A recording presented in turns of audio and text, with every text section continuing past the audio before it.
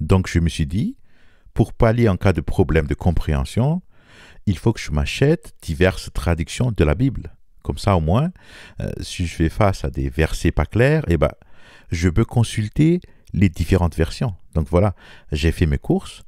Par exemple, dans l'application Kindle, j'ai acheté la Bible Top 2010, la traduction œcuménique. Ça, c'est ma traduction préférée. Ok. J'ai la Bible hébraïque, le Tanakh en français. Ça, c'est la traduction officielle du rabbinat français, traduction faite sous la direction de Zadok Khan. Alors, pourquoi la Bible juive?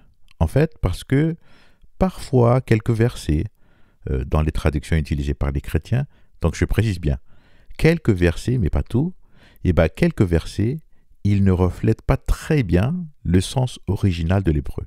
Voilà. J'ai aussi la Septante. En fait, la Bible Septante, c'est la Bible juive traduite par des érudits juifs en l'an moins 275. Donc, c'est à peu près 3 siècles avant notre ère, moins 275, d'accord? En fait, ces traducteurs juifs venaient de Jérusalem. Ils étaient au nombre de 72, je crois. Ils étaient 6 par tribu, donc 6 fois 12, 72. Donc ces 72 savants juifs, ils ont traduit la Torah à partir de l'hébreu vers le grec. Vous comprenez? Il faut savoir que la langue grecque à l'époque, c'était la langue internationale. C'était un peu l'équivalent de l'anglais d'aujourd'hui. Okay? Et puis plus tard, ils ont aussi traduit les autres livres de la Bible, ce qui veut dire que la Bible juive en langue grecque, la Septante, ce sont les Juifs eux-mêmes qui l'ont traduit. Et la Septante, elle a été utilisée par les Juifs dans les synagogues à l'extérieur d'Israël surtout, pour les Juifs de langue grecque. Mais à Jérusalem, dans le temple, il y avait aussi des copies de la Septante. C'est pour ça qu'on en a découvert des portions dans les grottes de Qumran. Et même l'apôtre Paul lui-même, il reprenait des versets venant de la Septante dans ses écrits. En fait, les Juifs, ils avaient utilisé la Septante dans les synagogues pendant presque 400 ans. Et c'était aux environs du 1er siècle qu'ils l'ont abandonnée à cause de la concurrence avec la religion chrétienne. Parce que les chrétiens, ils se sont appropriés la Septante, voilà. En fait, ce qu'il faut savoir, c'est que les prophètes avant la venue de Yeshua, ils venaient du peuple juif, ils venaient du peuple prophétique de Dieu, d'accord? Donc, les écrits faits par ces gens-là, par ces juifs-là, ce sont des écrits dans la langue de Dieu. Ce que je veux dire, c'est que l'hébreu, certes, c'est la langue prophétique originale, d'accord? Mais 3 siècles avant la venue de Yeshua HaMashiach, étrangement, la Bible hébraïque a été traduite en grec par qui? Par des Juifs eux-mêmes, par des savants juifs envoyés par le grand prêtre du temple de Jérusalem. Donc la langue grecque, elle est aussi la deuxième langue prophétique de Dieu. En gros, l'hébreu, c'est les Juifs, c'est pour les Juifs, et la langue grecque, c'est pour les non-Juifs. Vous comprenez? Vous voyez, c'est un peu le même principe des 2 témoins dans la Torah. Il est écrit « Un seul témoin ne sera pas admis contre un homme pour constater un crime ou un péché, quel que soit le péché commis. C'est sur la parole de 2 témoins ou sur la parole de 3 témoins que la chose sera établie. » Traduction, c'est quoi? À travers cette loi, qui lui-même est une loi prophétique, on peut la traduire de différentes manières. Premier exemple. Le premier témoin, c'est les Juifs. Et le deuxième témoin, tous les non-Juifs qui sont nés de nouveau. D'accord? Deuxième exemple.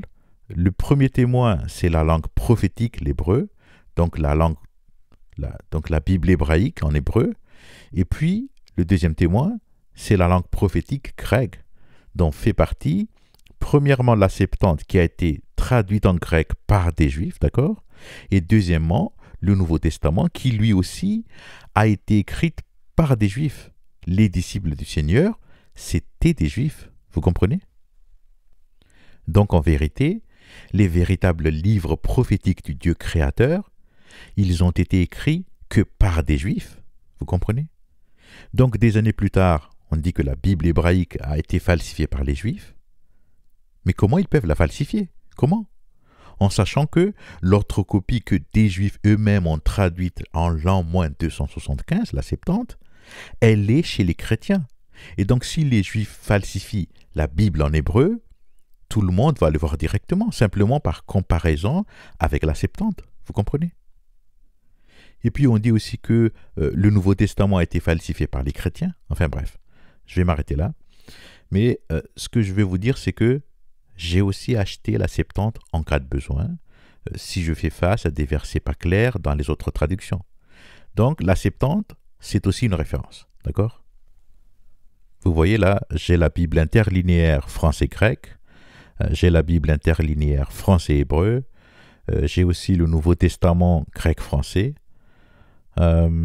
j'utilise aussi le Jewish Bible, le Tanakh en anglais. Alors pourquoi l'anglais aussi? En fait, c'est parce que c'est parfois utile pour comprendre certains versets difficiles en français.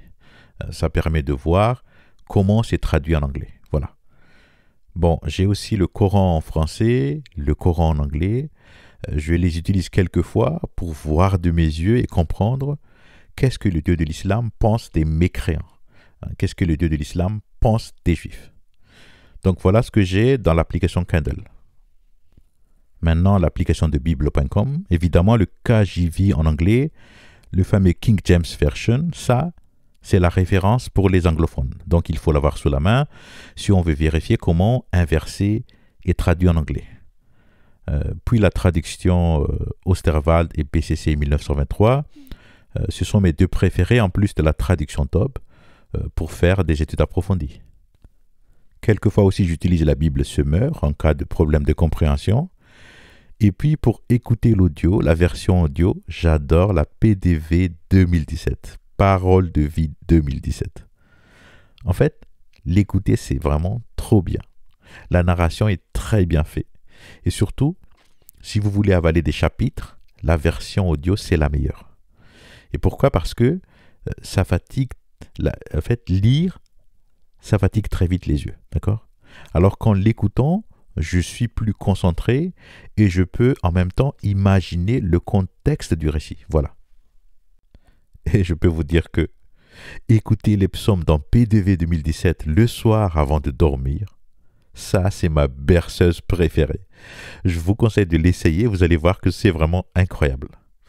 Donc voilà Bible.com. Et puis celle-ci, regardez bien celle-ci. Je viens de la découvrir récemment. La Bible juive d'André Chouraki. Ça, c'est une traduction en français de la Bible hébraïque. Et en fait, la particularité de cette traduction, c'est que les rabbins, ils reconnaissent que cette traduction, elle est mieux faite comparée à la traduction officielle du rabbinat français de Zadok Khan. Vous voyez? Donc, tout ce que je vous ai montré là, ce sont mes outils pour étudier la Bible. D'accord? Ok, donc une fois ces outils en main, j'ai commencé à étudier la parole de Dieu à peu près vers 2017. Et du coup, 6 ans plus tard, après 6 années d'expérience avec la Bible, après 6 années de marche avec le Seigneur, avec le Saint-Esprit, eh bien, permettez-moi de partager avec vous mes trouvailles. Comment je fais pour comprendre le contenu de la Bible? En fait, le socle fondamental, c'est de comprendre que la Bible est avant tout un livre d'enseignement de Dieu. Voilà. Certes, la Bible raconte des histoires, la Bible raconte des faits, mais ce n'est pas de cet angle-là que Dieu veut qu'on regarde la Bible. Non. Ce que je veux dire, c'est que si quelqu'un dit qu'il a déjà lu la Bible et qu'il dit qu'il ne voyait que de l'histoire dedans, d'accord?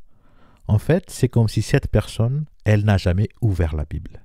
Mais elle a juste lu le résumé sur la couverture, voilà. En fait, c'est comme si cette personne ne connaît que ce qu'il y a sur la couverture du livre, et c'est tout. Vous voyez? Et pourquoi? Parce qu'en fait, le Créateur a fait en sorte que le contenu de la Bible semble être des histoires. La Bible semble raconter le récit de la création du monde. La Bible semble raconter l'origine des patriarches, Abraham Avinu, Isaac, Jacob qui est devenu Israël. La Bible semble raconter l'histoire des Israélites, le récit de l'Égypte, la traversée du désert, la prise du pays de Canaan.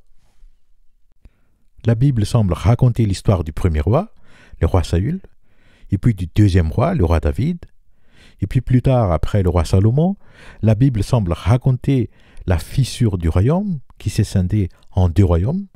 D'abord au sud, le royaume des deux tribus, Juda et Benjamin. Donc le royaume du sud, c'est l'union des vrais rois choisis par Dieu. Saul du tribu de Benjamin et David du tribu de Juda. Ce sont eux les Juifs. Les Juifs, ce sont les gens du royaume du sud. Et puis au nord, le royaume des 10 tribus, qui plus tard va disparaître complètement après la déportation vers la Syrie. C'est pour ça que les Juifs les appellent les 10 tribus perdues d'Israël. D'accord? Et puis après ça, la Bible semble raconter l'histoire du royaume du sud, donc que les Juifs, puisque les 10 autres tribus étaient perdues, donc il y avait la destruction du premier Beth Amikdash, la déportation vers Babylone, la vie des exilés à Babylone, puis la libération et le retour vers Jérusalem. D'accord? Donc la suite, c'est la reconstruction du deuxième Beth Amikdash, l'histoire de la reine Esther et d'Aman, et ainsi de suite. Et en fait, il semblerait qu'il y a plusieurs histoires dans la Bible. Mais la question est, est-ce que ce sont vraiment des faits réels? Est-ce que ce sont vraiment des faits historiques réels? En fait, pourquoi je pose cette question? Parce que il y a beaucoup de gens en ce moment qui disent que la Bible, les histoires dans la Bible, elles ont été purement inventées par les Juifs pendant leur exil à Babylone. Voilà. C'est-à-dire que la Bible elle-même a été inventée durant la période de l'exil de Babylone. Vous comprenez? C'est pour ça que je pose la question, est-ce que ces histoires dans la Bible juive, est-ce qu'elles sont vraiment des faits historiques réels? Cette question, je pense qu'il n'y a que les Juifs eux-mêmes qui connaissent la réponse, parce que c'est leur histoire, parce que ce sont eux les gardiens de la Bible, parce que ce sont eux qui pratiquent encore avec ferveur la loi de Moïse, voilà. Ils pratiquent avec tout leur cœur la loi de Moïse, et pourquoi? Certes pour leur amour envers Hachem, mais aussi justement pour nous montrer que la Torah, ce n'est pas juste que du texte, ce n'est pas juste du blablabla, mais que la Torah, la loi de Moïse elle-même, elle est vivante. Vous voyez? Écoutez bien, est-ce que vous vous imaginez si pendant la Shoah, tous les Juifs étaient vraiment exterminés, qu'il n'y a plus de Juifs dans le monde, donc il n'y a plus personne qui pratique la loi de Moïse avec autant de cœur? Imaginez qu'il n'y a plus de Juifs. Et donc, qu'est-ce que les gens d'aujourd'hui vont penser de la Bible juive? Là, tous ceux qui aujourd'hui, là, qui disent que la Bible juive n'est qu'une pure invention, ils vont avoir raison, n'est-ce pas? Et oui, je peux vous dire que ils vont avoir raison, puisque il n'y a plus l'ombre d'un Juif. Vous comprenez? Donc cette question, est-ce que le contenu de la Bible juive sont vraiment des faits historiques réels?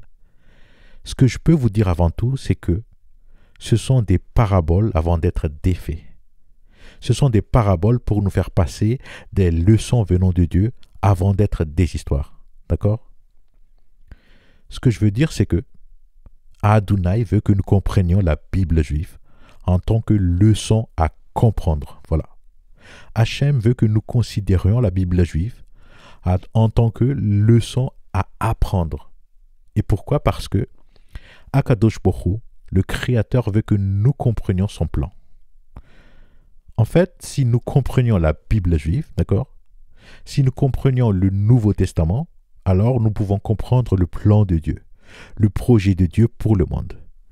Et une fois que nous l'avons compris, eh ben, nous allons aussi volontairement participer et prendre part à son projet. Vous me suivez? Donc la Bible juive, ce qu'il faut retenir, c'est que tout d'abord, c'est un livre d'enseignement de Dieu. Voilà. Et son contenu, les histoires qui sont dedans, ce sont des paraboles, ce sont des leçons avant d'être des faits. Vous comprenez? Attendez. On va y aller petit à petit, je vais tout vous expliquer. En vérité, je ne sais pas si vous l'avez remarqué ou pas, mais Yeshua HaMashiach, Jésus-Christ, comment il faisait quand il enseignait aux Juifs? Il faisait comment? D'abord, il commence par raconter un parabole, n'est-ce pas? Et puis après, il explique le sens de ce parabole, n'est-ce pas? C'était ça sa méthode, quand il était sur terre, quand il était présent avec les gens, n'est-ce pas? Eh bien, ces paraboles, tous ces paraboles que le Seigneur avait racontées, de qui il les tenait? D'où viennent tous ces paraboles? Ils venaient de Dieu, n'est-ce pas? Tous ces paraboles, ils venaient d'Adonai. Ce que je veux dire, c'est que ces paraboles, c'est le Dieu créateur lui-même qui les a préparées pour nous. Et puis, il les a mis sur les lèvres de son Mashiach. Une fois que le Mashiach a commencé son ministère, eh bien, il les a sortis les uns après les autres. C'est pour ça qu'il y en a un paquet dans les évangiles. Vous comprenez? Donc, conclusion, Jésus-Christ, Yeshua HaMashiach, il nous a clairement montré au grand jour quelle est la technique d'enseignement d'Hachem, quelle est la méthode d'enseignement d'Adonai. Et ça, on l'a vu, on l'a su, que c'était par des paraboles. Tout ces tas de paraboles dans les évangiles, ça nous montre que c'est comme ça que Dieu procède pour enseigner son peuple. Vous me suivez? Donc, si c'est par des paraboles que Dieu enseigne, pourquoi il n'y a que très peu de paraboles dans la Bible juive? Pourquoi? Attendez, je vais vous le montrer. On va aller voir sur le site internet jewishencyclopedia.com, d'accord? Donc là, nous sommes dans le judaïsme, dans la tradition du judaïsme, d'accord? Voyons voir combien de paraboles le judaïsme énumère dans la Bible juive. Vous voyez ici, c'est marqué Bible Parables. Donc ça, c'est les paraboles de la Bible juive. Et là, cette première phrase nous dit The Old Testament contains 5 parables. Là, il dit qu'il n'y a que 5 paraboles dans la Bible juive. Que 5. Vous l'avez bien entendu? Il n'y a que 5 paraboles dans l'Ancien Testament d'après le judaïsme. D'accord? Et puis vous voyez ces chiffres entre parenthèses, c'est le numéro de ces 5 paraboles. Le premier, c'est ici, là. Ensuite, le second, là. Ensuite, le troisième, ici. Le quatrième, là. Et le cinquième, ici.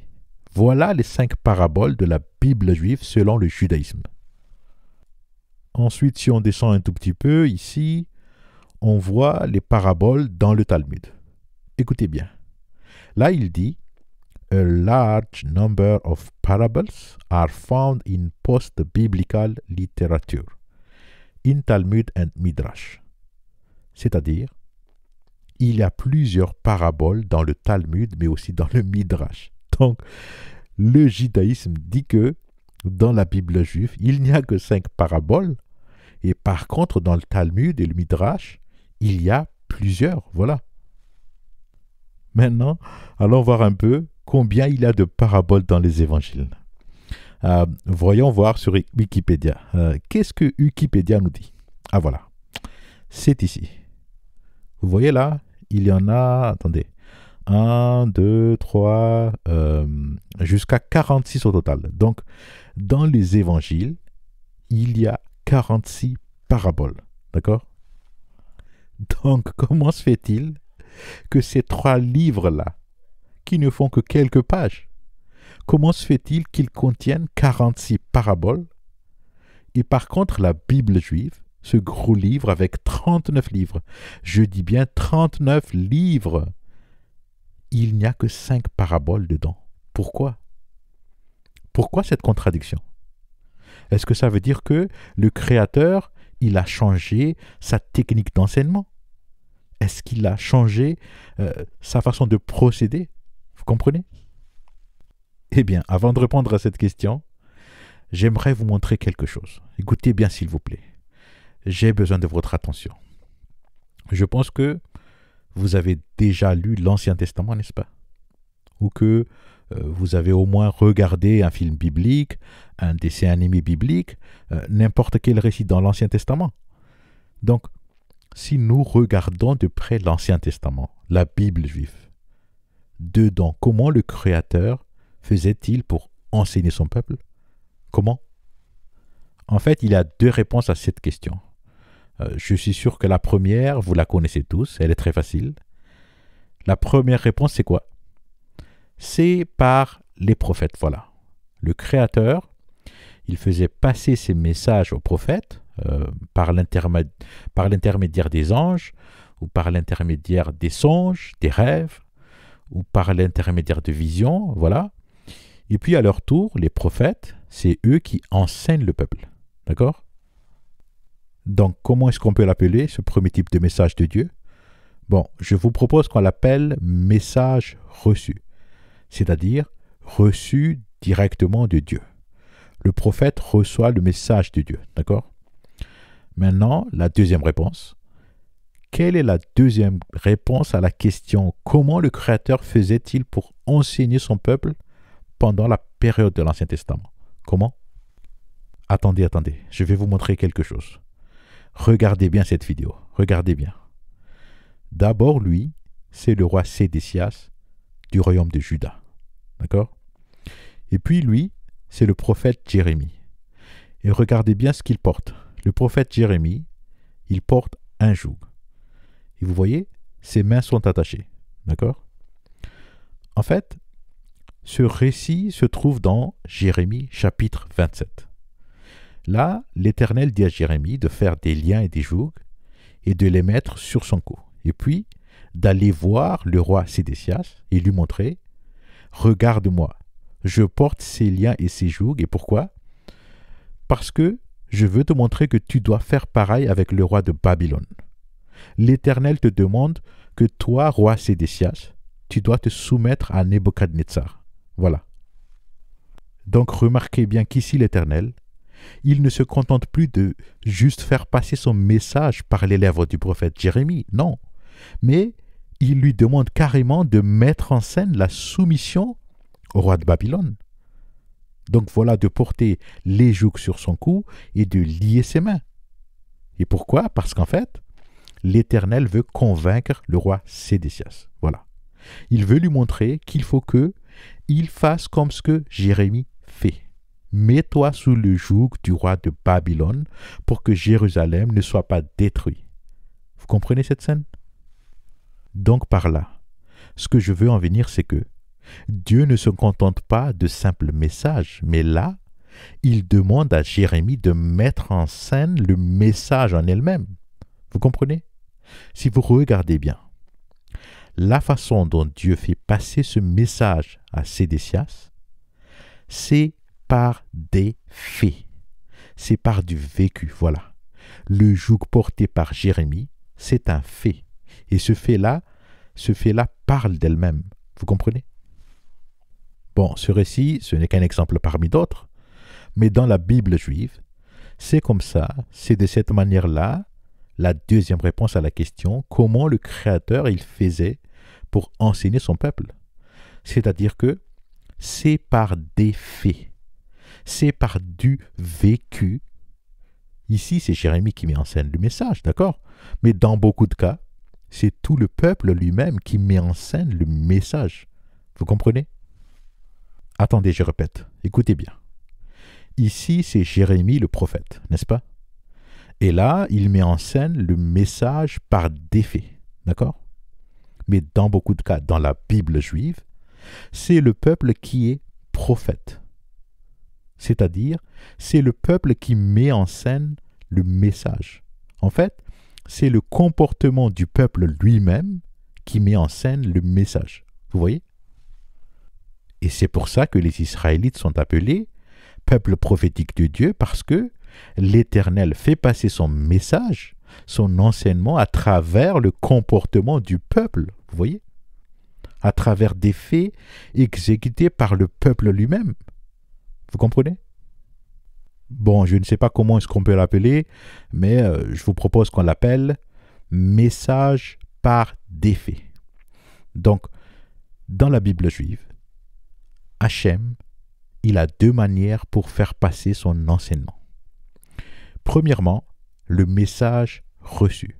Donc, c'est la parole reçue par les prophètes. D'accord?